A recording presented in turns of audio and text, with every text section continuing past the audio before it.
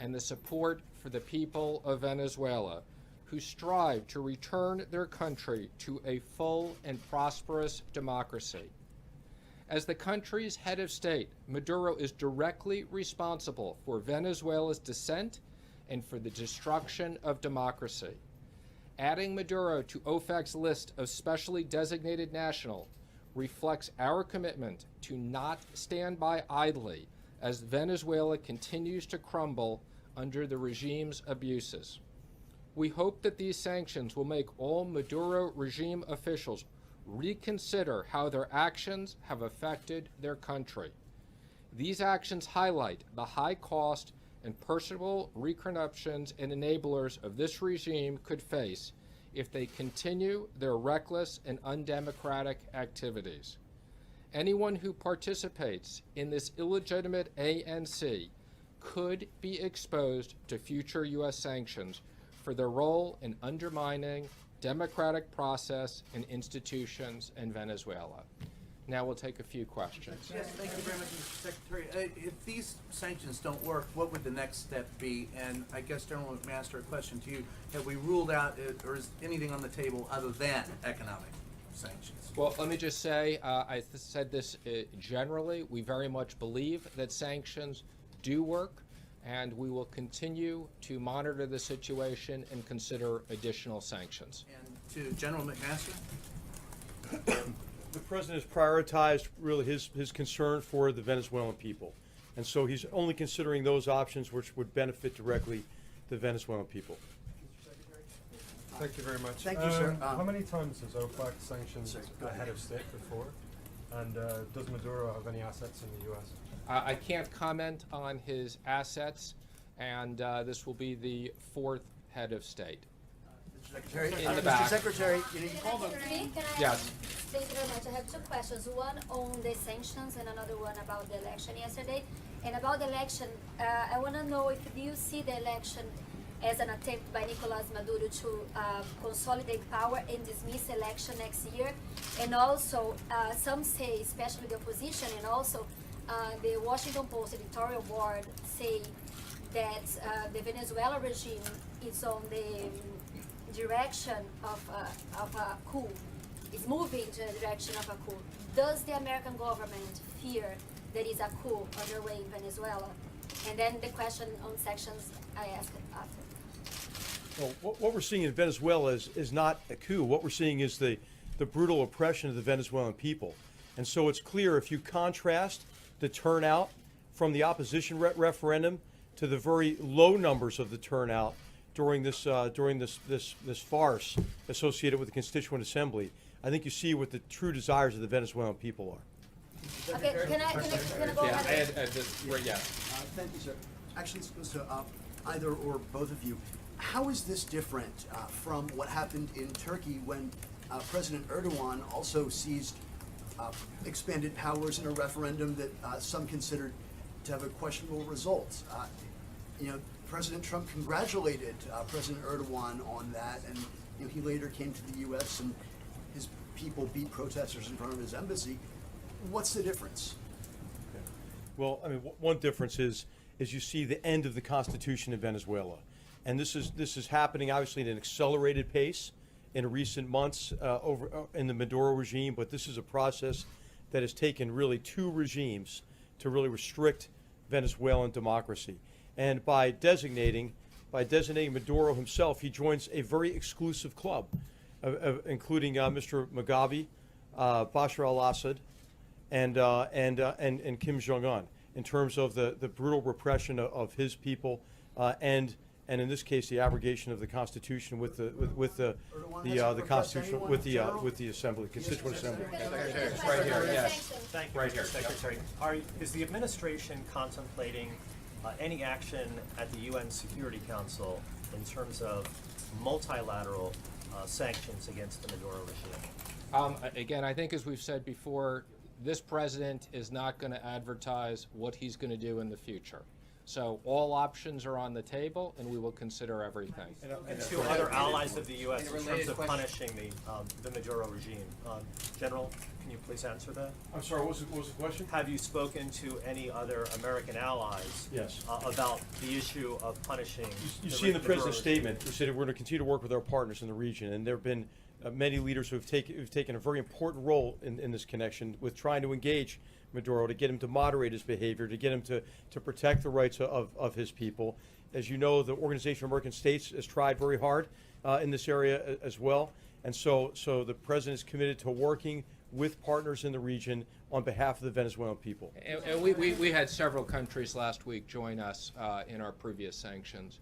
Yes, right here. What conversations, Secretary Mnuchin, have you had, or has the administration had, or the president had with President Maduro or anybody at the senior level in Venezuela? Do you expect those conversations to happen over the next 24, 48 hours?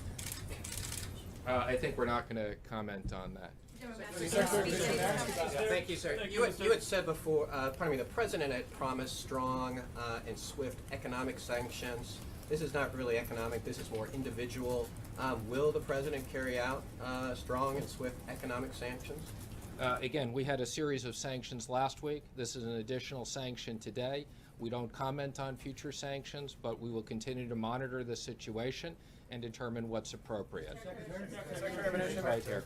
There was some talk of maybe making some changes in terms of our export of light crude oil to Venezuela or curbing Venezuelan oil imports. Is that still on the table, or is that something that would be seen as hurting the Venezuelan people? Let me just say, as we continue to monitor this situation, we will continue to review all of our options. Our objective is not to do anything that hurts the people of Venezuela, but let me just say, we will continue to monitor all of our specific options. And would sanctions against oil hurt I'm the not going to Venezuelan comment people? on that. What I will say is we will monitor all of our options. Thank you, Mr. Secretary.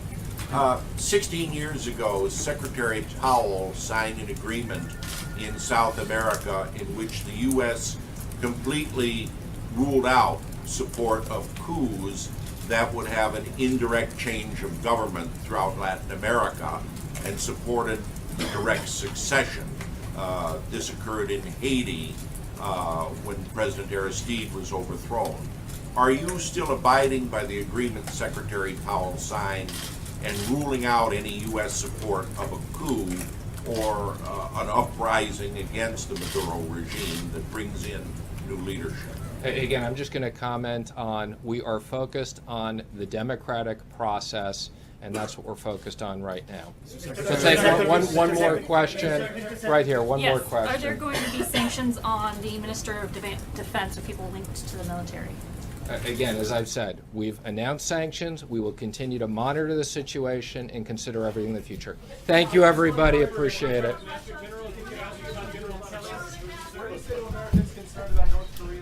You guys wasted all your questions on the same one over and over. Just kidding. Tough crowd today. I know it's a little late than we're used to doing the briefing, so I'll just have a few updates before I get to your questions. I wanted to make sure you are all aware that last week the First Lady announced that she will lead the United States delegation in support of the more than 90 American athletes competing at the Invictus Games in Toronto, Canada this September. As the President often says, there's no better representative for the United States than the First Lady, and he's very proud to have her leading the team that will support these American athletes. The First Lady is very much looking forward to her first solo international trip, and her office is available to answer any questions you may have. As you know, the Vice President is overseas on a 3-country visit to Eastern Europe. He spent the last few days in Estonia attending meetings and speaking to the multinational troops participating in the NATO Enhanced Forward Presence mission, where he recognized Estonia as one of only 5 NATO member states that meets its defense spending obligations. Earlier today, the Vice President and Second Lady arrived in Georgia, where they attended a dinner hosted by the Prime Minister. And as the Vice President continues to strengthen our relationships with our friends and allies in Europe during his travels, here at home, the Departments of Commerce and Energy welcomed news of a partnership between American Energy and the government of Ukraine. Ukraine's state-owned power generation company will purchase American thermal coal ahead of the upcoming winter season. This partnership will provide Ukraine with a secure, reliable, and competitive alternative energy source, helping to stabilize an energy supply which has historically been at the mercy of the country's volatile neighbors. This announcement will also boost our own economy, supporting jobs in the coal and transportation industries. As the Trump administration continues to move our country down the path of energy dominance, we hope to see more mutually beneficial partnerships like these in the future. And lastly, I know we all saw the ceremony that just ended in the East Room. And Specialist 5, McClue was in at the sticks afterwards, but I think his heroic story bears repeating again. For 48 harrowing hours of close combat fighting in Vietnam, he was voluntarily risked his life multiple times to protect his comrades. Even after shrapnel from a rocket-propelled grenade slashed open the back of his body from head to foot, he continued to answer the pleas of his fellow soldiers, even carrying one to safety on his own badly injured back. As one of his comrades recalled, the medic could count on him. The President was honored to award him with the Medal of Honor today, officially adding his name to the list of American heroes who will stand forever in our history for their bravery and unbreakable spirit. And with that, I'll take your questions. What happened, Sarah? What happened? It's kind of fun. How long will you yell? Just kidding. Jen, go ahead. Can you say, is Anthony Scaramucci still in the administration? Does he have another role now besides communications director? And can you talk a little bit about the circumstances of his departure this morning? Sure. He does not have a role at this time in the Trump administration. And we put out a statement earlier announcing that, and I don't have much else to add beyond Not that. at the Ex-Im Bank at all? Not at this time. Can you say, did General Kelly ask him to leave, or did the President ask him to leave? Did he volunteer his resignation, or how did that come about? I'm not going to get into the process. TikTok, look, as we've said several times before, what matters most to us is not who's employed in the White House, but who's employed in the rest of the country. And we're focused on the President's agenda of growing the economy, creating jobs, and that's what we're going to do, and that's what we're going to be focused on. John? Sarah, was it a chain of command issue because Scaramucci said that he had a direct line of communication with the president? There's been some speculation that General Kelly may try to tighten up the number of inputs that the president has. So was it something about the chain of command, or did it have anything to do with that interview that Scaramucci gave last? Look, the president certainly felt that Anthony's comments were inappropriate for a person in that position, and he didn't want to burden General Kelly also with that line of succession, as I think we've made clear a few times over the course of the last couple of days to several of you individually, but General Kelly has the full authority to operate within the White House, and all staff will report to him. When you say you didn't want to burden him with that line of succession, you mean the chain of command? Yeah, correct. And Clarify. if we could just clarify one point about this chain of command. Apparently Jared Kushner and Ivanka Trump have said they look forward to following General Kelly's lead. When it comes to the people who have access to the president, will that conduit be narrowed down now? Will everything flow through Kelly, or will some things still flow around the chief of staff's office? As I just said, the president's given full authority to General Kelly, and he'll make those determinations. April? Sarah, this statement that was released by the White House says Mr. Scaramucci felt that it was best to give the Chief of Staff, John Kelly, a clean slate and the ability to build his own team. But you just said the president felt that his comments were inappropriate. I don't see those as being mutually exclusive.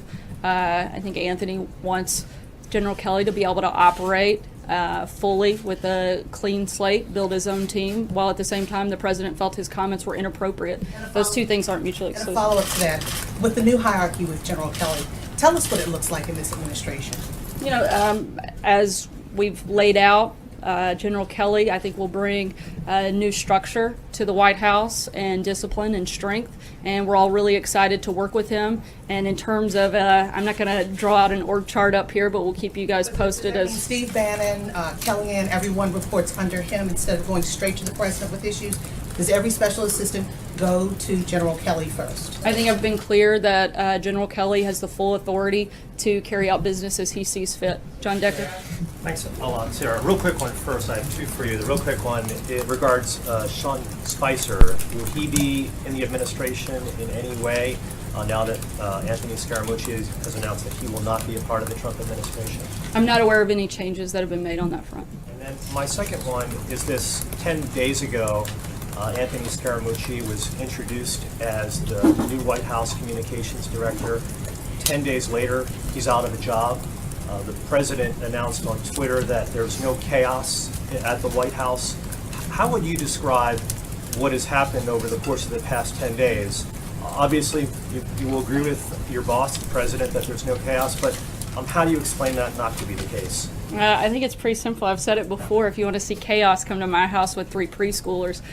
This doesn't hold a candle to that. Does the president regret? Just to be clear, that's not an open invitation to come to my house.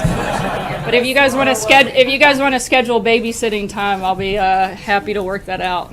Does the president regret hiring Anthony Scaramucci? I'm not going to get into anything beyond what I've already said on that front. You said you don't want to get into the process, but you already did. The statement says that Scaramucci felt. So you're basically laying this on him. You're saying that it was his decision. Was it his decision? I think I've been pretty clear that the president felt it was inappropriate. Both Anthony and General Kelly also, I think, came to a mutual agreement, and we're moving forward to focus on the jobs outside of this building, not within it. So two questions, one on this and then a different topic. Just to clarify, because I want to make sure I understand the word he here, who this refers to. You had said a minute ago, he didn't want to burden General Kelly also with that line of succession. The he there, that's the president. So it's you were saying that it's the president who was deciding that. Look, we all serve at the pleasure of the president, but I think that this was a mutually agreed conversation that took place between several people. On the other topic, another topic. Just on Russia and Russia sanctions, do you know whether the president has or intends to soon sign the Russia sanctions bill, and why hasn't the president taken the opportunities he's had today, several public opportunities, to say something in response to Vladimir Putin's retaliation with the 755 diplomats? Yeah, so we put out a statement over the weekend stating the president's intent to sign, and we'll let you know when that takes place. We'll let you know when that's going to happen. And in terms of your second question, the follow-up was, I'm sorry? Why hasn't he taken the opportunity to say something forceful to President Putin? I mean, I've talked to folks today who said it's kind of striking, the silence from the president, with no sort of response out of his own mouth. He had a couple of opportunities today to say something about it, and he didn't. Right now we're reviewing our options, and when we have something to say on it, we'll let you know. Sorry, just not to beat a dead horse, but to go back to April's question. Why You not? said That's our earlier- favorite thing to do. You said earlier, all staff will report to the new chief of staff. Does that include Jared Kushner? Does that include Steve Bannon? Everyone reports to Kelly? That includes everybody at the White House. Okay, and then I want to also ask just a question about tax reform. Will the administration absolutely support the version of tax overhaul that comes out of the Ways and Means Committee? Well, we're working hand in glove with, we put out a joint statement with the Big Six. We'll continue working with them and announce details as they come forward. Francesca? Thank you, Sarah. When Sean Spicer resigned, it was for a clean slate. Now that Anthony Scaramucci resigned, that's also for a clean slate. Has the slate been totally cleaned at this point? Should we expect any more staff shakeups? Everybody else in senior staff positions is planning to remain for this time? Yes, they are. John Gizzi? Yeah. Thank you, Sarah. Two very brief questions. Is there any chance you will just leave the job of communications director alone, having had two people who held it leave rather abruptly in both cases? We'll let you know when we have any personnel announcements to make on that front. The other thing I wanted to ask was when the president made his speech to the police officers on Friday, almost within minutes, statements came from police chiefs across the country criticizing his remarks that seemed to endorse the use of force by police in certain arrests. Was the president joking when he said this, or did he check his remarks out with the International Association of Police Chiefs, or maybe the Attorney General? I believe he was making a joke at the time. Trey? So to be clear, because the statement says that Anthony Scaramucci is no longer with the administration, was Scaramucci fired by the president, or was he asked to resign? Again, I'm not going to get into anything beyond what I've already said on that Quick front. follow-up from the president's Sorry, go ahead. perspective. You said this was a back-and-forth conversation. Can you take us through a little bit of what the president is looking for in his communications shop, why he might make this decision to make a clean slate? I think that he wants to work with General Kelly and the communications team that is intact